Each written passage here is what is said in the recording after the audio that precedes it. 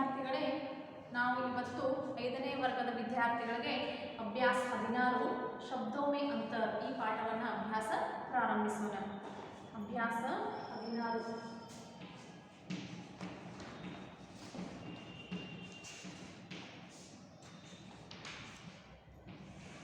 शब्दों में अंतर.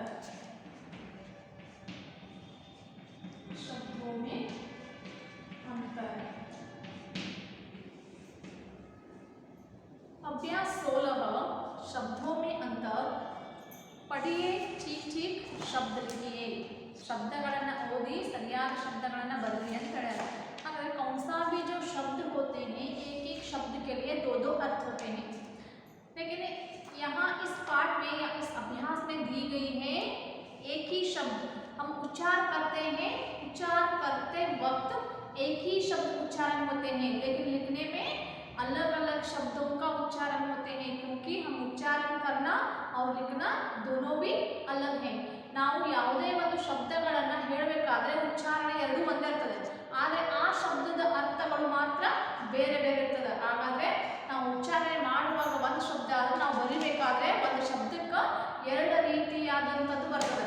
ಇಲ್ಲಿ ಪಿತಾ ಪಿತಾ, ಮೇ ಮೈ, ಹಾತ್ ಹಾತಿ, ಹಂಸ್ ಹಸ್, ಹೇ ಹೈ, ಇವುಗಳಲ್ಲಿ ನಾವು ಅನ್ಬೇಕಾದ್ರೆ ಯಾವುದೂ ವ್ಯತ್ಯಾಸ ಬರೋಲ್ಲ, ಒಂದೇ ರೀತಿ ಅನಿಸ್ತದೆ.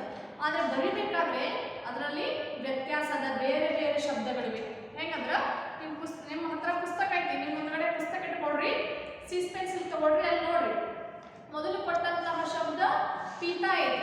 ಪೀತಾ ಅಂದ್ರೆ ತಂದೆ. ಹಾಗಾದ್ರೆ ಪೀತಾ ಇನ್ನೊಂದು ಶಬ್ದ ಕುಡಿಯೋದು. ಹಾಗಾದ್ರೆ ಪೀತಾ ಪೀತಾ ಈ ಎರಡೂ ಶಬ್ದಗಳ ಉಚ್ಚಾರಣೆ ಒಂದೇ ರೀತಿ ಆಗ್ತದೆ, ಆದರೆ ಶಬ್ದಗಳು ಮಾತ್ರ ಬೇರೆ, ಅರ್ಥಗಳು ಮಾತ್ರ ಬೇರೆ ಆಗಿರ್ತಾವೆ. ಹಾಗಾದ್ರೆ ನಾವಿಲ್ಲಿ ಪೀತಾ ಅಂದ್ರೆ ತಂದೆ ಅಂತಕ್ಕಂಥದ್ದು ಒಂದು ಅರ್ಥವನ್ನ ನೀಡಿದ್ರೆ, ಇಲ್ಲಿ ಪೀತಾ ಅಂತಕ್ಕಂಥದ್ದು ಕುಡಿಯೋದು ಅಂತಕ್ಕಂಥದ್ದು ಅರ್ಥವನ್ನ ನೀಡ್ತದೆ. ಹಾಗಾದ್ರೆ ನಾವು ಉಚ್ಚಾರಣೆ ಮಾಡಬೇಕಾದ್ರೆ ಎರಡೂ ಶಬ್ದಗಳು ಒಂದೇ ಆಗಿರ್ತದೆ, ಆದರೆ ಬರಿಬೇಕಾದ್ರೆ ಬೇರೆ ಮತ್ತು ಅವುಗಳ ಅರ್ಥವು ಕೂಡ ಬೇರೆ ಬೇರೆ ಆಗಿರ್ತದೆ. ಇಲ್ಲಿ ಮೇ ಮತ್ತೆ ಮೈ. ಮೇ ಅಂದ್ರೆ ಒಳಗೆ, ಮೈ ಅಂದ್ರೆ ನಾನು. ಹಾಗಾದ್ರೆ ಮೇ ಮತ್ತೆ ಮೈ, ಮೇ ಮೇಲೆ ಏಕಿ ಮಾತ್ರ ಅಷ್ಟೇ ಇರ್ತದೆ, ಆದರೆ ಮೈ ಮೇಲೆ ಎರಡು ಐಕಿ ಮಾತ್ರ ಇರ್ತದೆ. ಹಾಗಾದ್ರೆ ನಾವು ಒಂದು ಕರೆ ಹೇಳ್ತೀವಿ ಅದು ಮೇ, ಇನ್ನೊಂದು ಎರಡು ಕರೆ ಹೇಳ್ತೀವಿ ಮ ಮೇಲೆ ಅದು ಮೈ, ಐಕಿ ಮಾತ್ರ ಇರ್ತದೆ. ಹಾಗಾದ್ರೆ ಮೇ ಅಂದ್ರೆ ಒಳಗೆ, ಮೈ ಅಂದ್ರೆ ನಾನು. ಆದರೆ ನಾವು ಉಚ್ಚಾರಣೆ ಮಾಡಬೇಕಾದ್ರೆ ಶಬ್ದದ ಅರ್ಥ ಒಂದೇ ಆಗಿರ್ತದೆ, ಆದರೆ ಬರಿಬೇಕಾದ್ರೆ ಮತ್ತು ಅರ್ಥಗಳು ಬೇರೆ ಬೇರೆ ಆಗಿರ್ತದೆ. ಹಾಗಾದ್ರೆ ಇಲ್ಲಿ ನೋಡ್ರಿ, यहाँ इस पाठ में शब्दों में अंतर में जो शब्द हैं दो दो शब्द हैं, लेकिन हम लोग उच्चारण करते वक्त एक ही शब्द ऐसे लगते हैं, लेकिन उन दोनों शब्दों के अर्थ अलग अलग होते हैं. पहले जो है पिता और दूसरा है पीता. पिता पीता इन दोनों शब्दों में अलग अलग है. पीता और दूसरा है मैं मई, और अगला शब्द है हाथ हाथी.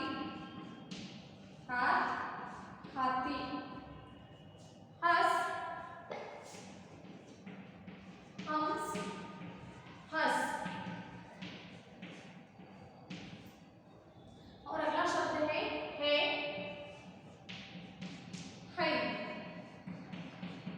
के ऊपर है बिंदु. तो यहाँ उच्चारण कीजिए आप भी एक बार. उच्चारण के समय वैसे शब्द एक ही है ऐसे लगते हैं, लेकिन उच्चारण एक है, लेकिन इन शब्दों के अर्थ अलग अलग. पीता पीता, मैं मई, हाथ हाथी, हंस हंस, है. तो पीता इसका अर्थ कन्नड़ में है ತಂದೆ. पीता इसका अर्थ कन्नड़ में है कुडियुವುದು. कुडियुವುದು. मैं शब्द का अर्थ है ಒಳಗೆ. मैं ನಾನು. हाथ कई, हाथी, आने, इली, हंस, इसका अर्थ है लघु, हंस, हंस पक्षी, इली है इदे, ಇಲ್ಲಿ ಹೈ ಮೇಲೆ ಬಿಂದು ಇರೋದ್ರಿಂದ ಇಲ್ಲಿ ಇವೆ ಅಂತಕ್ಕಂಥ ಬಹುವಚನ ಬರ್ತದೆ. ಇದೇ ಇವೆ. ಹಾಗಾದ್ರೆ ಶಬ್ದಗಳ ಉಚ್ಚಾರಣೆ ನೋಡ್ರಿ ಗೊತ್ತಾಗಿದೆ. ಅದರ ಅರ್ಥ ಮಾತ್ರ ಪಿತ್ತ ಅಂದ್ರೆ ತಂದೆ, ಪಿತ್ತ ಅಂದ್ರೆ ಕುಡಿಯುವುದು, ಮೇ ಒಳಗೆ, ಮೈ ನಾನು, ಹಾತ್ ಕೈ, ಹಾತಿ, ಆನೆ, ಹಸ್ ನಗು, ಹಂಸ್ ಹಂಸ ಪಕ್ಷಿ, ಹೇ ಇದೆ, ಹೈ ಇವೆ, ಈ ರೀತಿಯಾಗಿ ಬರ್ತದೆ. ಹಾಗಾದ್ರೆ जो इस अभ्यास में चित्र दिए गए हैं 10 और जो भी जो चित्र हैं और चित्र के सामने जो खाली जगह है वाक्य में, इन शब्दों में हमें वाक्यों में क्या करना है, इन शब्दों में से एक एक शब्द वहां हमें लिखकर शब्द पूर्ण करना है. तो पहले चित्र में एक पिता का चित्र है और दूसरा चित्र में रमेश एक लड़का का चित्र है. वो क्या कर रहे हैं, चाय पी रहा है, ऐसे चित्र दी गई है. और दूसरा चित्र है एक बंदर का चित्र है और यहाँ इस दूसरे भाग में दूसरा चित्र है एक लड़का का चित्र और तीसरे चित्र है एक हाथ और यहाँ आगे चित्र है हाथी का चित्र. नंबर 4 में एक हंस पक्षी का चित्र है और उसका आगे है लड़की हंस रही है. और यहाँ पहले भाग में एक गुलाब का चित्र है और यहाँ बहुत सारे फूल का चित्र है. ಇಲ್ಲಿ ಫೂಲ್ ಒಂದೇ ಇದೆ, ಹೂ ಒಂದೇ ಐತಿ, ಅದು ಏಕವಚನ. ಇಲ್ಲಿ ಬಹಳಷ್ಟು ಹೂಗಳದಾವು, ಅಲ್ಲಿ ಬಹುವಚನದಲ್ಲಿ ಫೂಲ್ ಅಂತಕ್ಕಂಥ ಶಬ್ದ ಬದಲಾವಣೆ ಆಗೋದಿಲ್ಲ. ಫೂಲ್ ಏಕವಚನದಲ್ಲಿ ಹೆಂಗಿರ್ತದಲ್ಲ ಶಬ್ದ, ಅದೇ ಬಹುವಚನದಲ್ಲಿ ಫೂಲ್ ಅಂತಾನೆ ಬರ್ತದೆ. ಹಾಗಾದ್ರೆ ಒಂದೇ ಹೂ ಐತಿ, ಈ ಕಡೆಗೆ ಒಂದಕ್ಕಿಂತ ಹೆಚ್ಚು ಹೂಗಳಿವೆ. ಹಾಗಾದ್ರೆ ಈ ಒಂದು ಚಿತ್ರದಲ್ಲಿ ನಾವು ನೋಡಿದಾಗ ಮೊದಲನೇದು ಒಬ್ಬ ವ್ಯಕ್ತಿಯ ಚಿತ್ರ, ಅದ್ರ ಮುಂದ್ಗಡೆ ಒಬ್ಬ ಹುಡುಗ ಚಾಯ್ ಕುಡಿತಿರ್ತಕ್ಕಂಥ ಚಿತ್ರ ಐತಿ. ಆಮೇಲೆ ಎರಡನೇದು ಒಂದು ಮಂಗನ ಚಿತ್ರ, ಅದ್ರ ಮುಂದ್ಗಡೆ ಒಬ್ಬ ಹುಡುಗನ ಚಿತ್ರ ಐತಿ. ಮೂರನೇದು ಕೈ ಚಿತ್ರ ಐತಿ, ಆಮೇಲೆ ಅದ್ರ ಮುಂದ್ಗಡೆ ಆನೆಯ ಚಿತ್ರ ಐತಿ. ಆಮೇಲೆ ನಾಲ್ಕನೇದು ಹಂಸ ಪಕ್ಷಿಯ ಚಿತ್ರ ಐತಿ, ಈ ಕಡೆಗೆ ಹುಡುಗಿ ನಗುತ್ತಿರ್ತಕ್ಕಂಥ ಚಿತ್ರ ಐತಿ. ಆಮೇಲೆ ಕೊನೆಗೂ ಒಂದು ಹೂವಿನ ಚಿತ್ರ ಐತಿ ಒಂದ್ ಕಡೆ, ಇನ್ನೊಂದು ಕಡೆಗೆ ಒಂದಕ್ಕಿಂತ ಹೆಚ್ಚು ಅಂದ್ರೆ 5 ಹೂಗಳ ಚಿತ್ರ ಐತಿ. ಹಾಗಾದ್ರೆ ನಾವು ವಾಕ್ಯಗಳನ್ನ ನೋಡೋಣ. ವಾಕ್ಯಗಳು ಏನು? ಮೊದಲಿಗೆ ವಾಕ್ಯಗಳು ಬರ್ತಕ್ಕಂಥವು ಖಾಲಿ ಜಾಗ ठीक शब्द चुनकर लिखिए ಅಂತ ಹೇಳಿದ್ದಾರೆ. ಹಾಗಾದ್ರೆ ಅಲ್ಲಿ ಬಿಟ್ಟಂತ ಸ್ಥಳದಲ್ಲಿ ನಾವು ಸರಿಯಾದ ಶಬ್ದಗಳನ್ನ ಬರೆಯಬೇಕು. ए रमेश के पिता है. पहले जो शब्द पिता है वही शब्द यहाँ आते हैं पिता है. दूसरा है रमेश चाय पीता है. रमेश चाय पीता है. यहाँ दूसरा पीता शब्द. नंबर दूसरे वाक्य में बंदर, बंदर कमरे में है, कमरे में है. तो मैं बंदर नहीं हूं. दूसरा वाक्य इस तरह, मैं बंदर नहीं हूं. नंबर तीसरा वाक्य है यह हाथ है, यह हाथ है. और अगला वाक्य है यह हाथी है, यह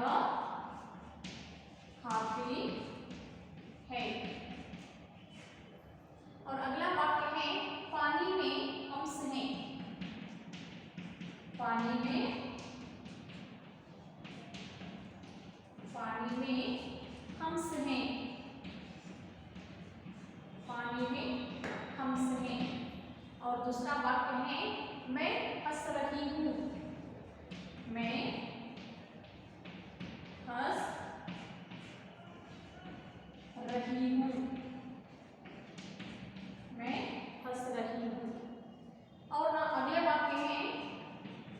यह फूल है, यह फूल है। और दूसरी तरफ ए फूल है, ए फूल है। तो देखिए वाक्यों में, तो ए रमेश के पिता है, पहला पिता शब्द, और रमेश चाय पीता है। ಇಲ್ಲಿ ತಂದೆ ಇಲ್ಲಿ ಕುಡಿಯೋದು ಅಂತಕ್ಕಂಥ ಅರ್ಥವನ್ನ ನೀಡ್ತದೆ. ಹಾಗಾದ್ರೆ ಇವರು ರಮೇಶ್ನ ತಂದೆ ಇದ್ದಾರೆ. ರಮೇಶ್ ಚಾ ಕುಡಿತಾ ಇದ್ದಾನೆ. ಈ ಕಡೆಗೆ ಬಂದರ್ ಕಮರೆ में है, मैं बंदर नहीं हूँ. ಮಂಗ ಕೋಣೆಯಲ್ಲಿ ಅಥವಾ ಕೋಣೆಯ ಒಳಗೆ ಇದೆ, ನಾನು ಮಂಗನಲ್ಲ. यह हाथी है, ಇದು ಕೈ ಇದೆ. यह हाथी है, ಇದು ಆನೆ ಇದೆ. पानी में हंस है, ಅಂದ್ರೆ ನೀರಿನಲ್ಲಿ ಹಂಸ ಪಕ್ಷಿ ಇದೆ. मैं हंस रही हूँ, ನಾನು ನಗ್ತಾ ಇದ್ದೀನಿ. यह फूल है, यह ಇದು ಹೂವಿದೆ, ಕೈ ಮೇಲೆ ಬಿಂದು ಇಲ್ಲ, ಹಾಗಾದ್ರೆ ಇದು ಏಕವಚನ, ಇದು ಹೂವಿದೆ. यह फूल है. ಇಲ್ಲಿ ಬಹುವಚನ ಎ ಫೂಲ್ ಹೇ, ಇಲ್ಲಿ ಯಹ ಇದ್ದದ್ದು ಇಲ್ಲಿ ಎ ಅಂದ್ರೆ ಇವು, ಯಹ ಅಂದ್ರೆ ಇದು ಆಗ್ತದ, ಇಲ್ಲಿ ಎ ಅಂದ್ರೆ ಇವು ಆಗ್ತದ. ಹಾಗಾದ್ರೆ ಇವು ಹೂಗಳಿವೆ. ಹಾಗಾದ್ರೆ ಹೈ ಮೇಲೆ ಕೊಟ್ಟೆನಿ, ಬಿಂದು ಕೊಟ್ಟೆನಿ, ಆಮೇಲೆ ಇಲ್ಲಿ ಯಹ ಇದ್ದದ್ದು ಎ ಆಗಿ ಪರಿವರ್ತನೆ ಆಗಿದ ಶಬ್ದ. ಹಾಗಾದ್ರೆ ಇದು ಬಹುವಚನ ವಾಕ್ಯ, ಎ फूल है. ಇದು ವಾಕ್ಯಗಳು. ಇನ್ನು ಶಬ್ದೋं से वाक्य बनाइए ಅಂತ ಇದೆ. शब्दों से वाक्य बनाइए, ಶಬ್ದಗಳಿಂದ ವಾಕ್ಯವನ್ನ ಮಾಡಿ ಅಂತ ಹೇಳ್ಯಾರ. ಹೌದು, ಹಾಗಾದ್ರೆ ಶಬ್ದಗಳಿಂದ ವಾಕ್ಯವನ್ನ ಮಾಡುವುದು ಮೊದಲನೇದು शब्दों से वाक्य बनाइए. ಶಬ್ದೋं से ವಾಕ್ಯ बनाइए ಅಂದ್ರೆ ಸ್ವಂತ ವಾಕ್ಯದಲ್ಲಿ ಮಾಡೋದು, ಶಬ್ದಗಳಿಂದ ವಾಕ್ಯ ಮಾಡೋದು. ಒಂದು ಕಡೆಗೆ ಶಬ್ದ, ಇನ್ನೊಂದು ಕಡೆಗೆ ವಾಕ್ಯ. ಹಾಗಾದ್ರೆ ಇಲ್ಲಿ ನೋಡ್ರಿ, ಮೊದಲನೇ ಶಬ್ದ ಯಾವ್ದೈತಿ? ಹಸ್ ಅಂದ್ರೆ ನಗೋದು. ಹಾಗಾದ್ರೆ ವಾಕ್ಯ ಏನ್ ಮಾಡಬೇಕು? ರಮೇಶ್ ಬಹುತ್ ಹಸ್ತಾ ಹೈ, रमेश बहुत हंसता है. इला सरला बहुत हंसती है, गीता बहुत हंसती है, अथवा उमेश बहुत हंसता है. ಈ ರೀತಿ ವಾಕ್ಯಗಳನ್ನು ಸಹ ಪಡೆಯಬಹುದು. ಎರಡನೇದು ಹಂಸ್, ಎರಡನೇದು हंस. हंस पक्षी का रंग सफेद है, हंस पक्षी का रंग सफेद है. हंस पक्षिಯ ಬಣ್ಣ ಬಿಳಿಯಾಗಿದೆ. ಇದು ಎರಡನೇ ವಾಕ್ಯ. ಇನ್ನು ಮೂರನೇದು ಪೀತಾ. ಪೀತಾ ಅಂದ್ರೆ ಇಲ್ಲಿ ತಂದೆ ಆಗ್ತದೆ, ಇನ್ನೊಂದು ಪೀತ ಕುಡಿಯೋದು. ಹಾಗಾದ್ರೆ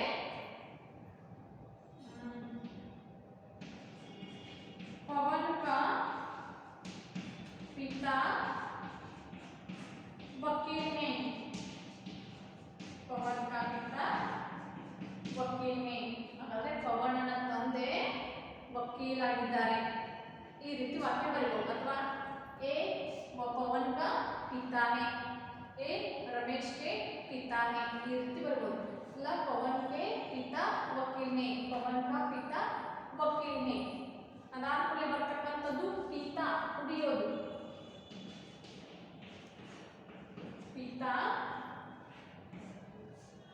ಪಿತಾ ಅಂದ್ರೆ ಇಲ್ಲಿ ಕುಡಿಯೋದಾಗೈತೆ. ಹೌದು, ಹಾಗಾದ್ರೆ ಇಲ್ಲಿ ಬರ್ತಕ್ಕಂಥ ವಾಕ್ಯ ಸುಹಾಸ್, ಸುಹಾಸ್ शरबत पीता है.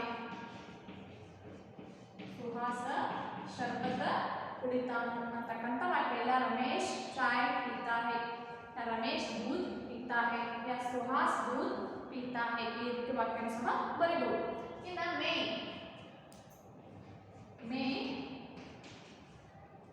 ಇಲ್ಲೇನು ವಾಕ್ಯವನ್ನ ಮಾಡಬಹುದು ಸ್ವಂತ ವಾಕ್ಯದಲ್ಲಿ ಬಂದರ್ ಕಮರೆ ಮೇ ಅಂತ ಕೊಟ್ಟಾರೆ. यहाँ दीदी कमरे में है. ಅಕ್ಕ ಕೋಣೆಯಲ್ಲಿದ್ದಾಳೆ. ಹೌದು, दीदी कमरे में है ಅಥವಾ दादाजी कमरे में है ಈ ರೀತಿ ವಾಕ್ಯಗಳನ್ನು ಸಹ ಬರೆಯಬಹುದು. ಇನ್ನೊಂದು ಯಾವುದಂತಂದ್ರೆ ಮೈ.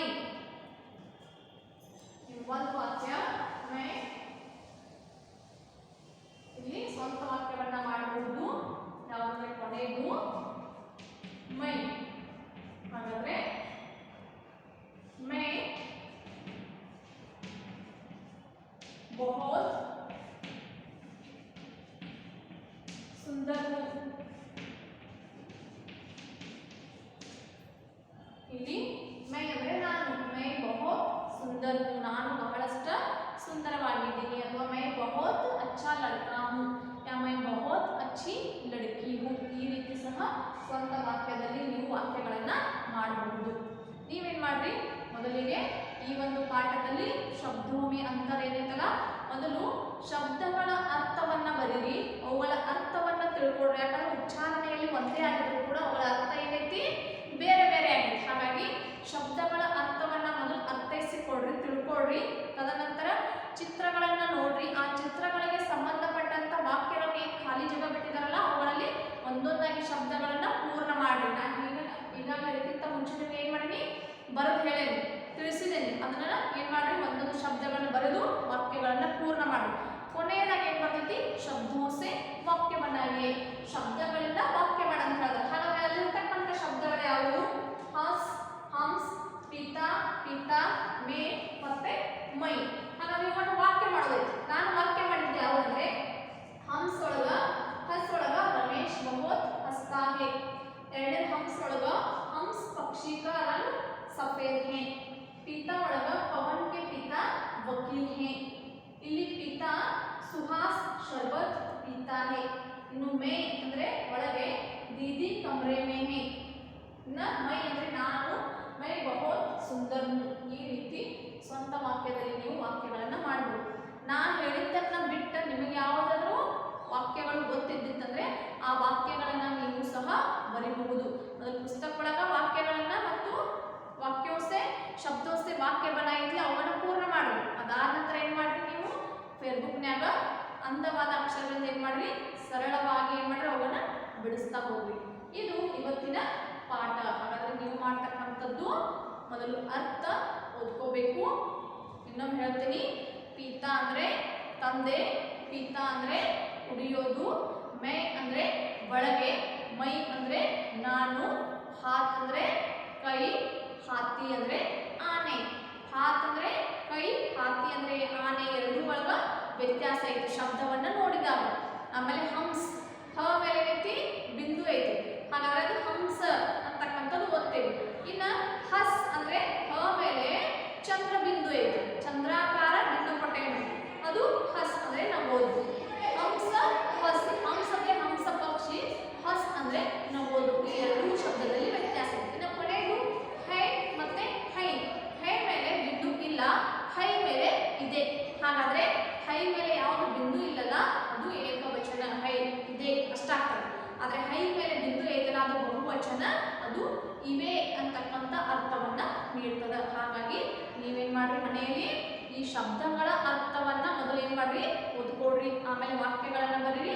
ಆಮೇಲೆ ಶಬ್ದೋಸೆ ವಾಕ್ಯ ಅಂದ್ರೆ ಸ್ವಂತ ವಾಕ್ಯದಲ್ಲಿ ಏನ್ ಮಾಡೋದಲ್ಲ ಇವುಗಳನ್ನ ಪೂರ್ಣ ಮಾಡ್ರಿ ಅಂತ ಹೇಳ್ತೀನಿ. ಈ ಒಂದು ಅವಧಿಯಲ್ಲಿ ಇವತ್ತು ನಾವೇನ್ ಮಾಡಿದ್ವು, ಅಭ್ಯಾಸ 16 ಶಬ್ದೋ ಮೇ ಅಂತರ್ ಈ ಪಾಠವನ್ನ ಅಭ್ಯಾಸ ಮಾಡಿದ್ವು.